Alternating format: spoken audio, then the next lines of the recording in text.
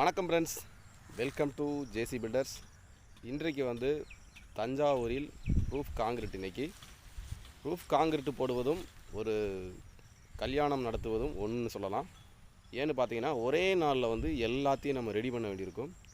ஒரே நாளில் வந்து செலவுகள் ரொம்ப சந்திக்க வேண்டியிருக்கும். ஒரு நாள் தான் அன்றைக்கி.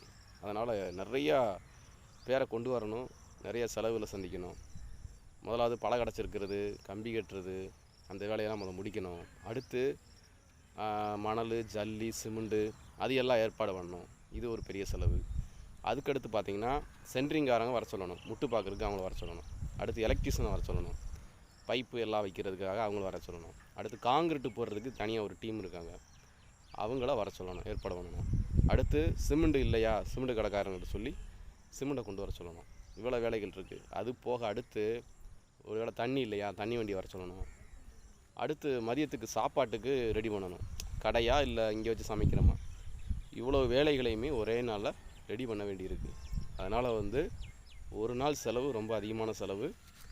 அதனால் ஏன் காங்கிரீட்டு போடுற அன்னைக்கு சாப்பாடு போடுறாங்க அப்படின்னா, ஆரம்ப காலத்துலேருந்தே, அதாவது ஓட்டு வீடு இருக்கும்போது, கூரை வீடு இருக்கும்போதே பார்த்திங்கன்னா, கூரையை மூடுற அன்னைக்கு எல்லாருக்கும் சாப்பாடு போடுறது வழக்கம்.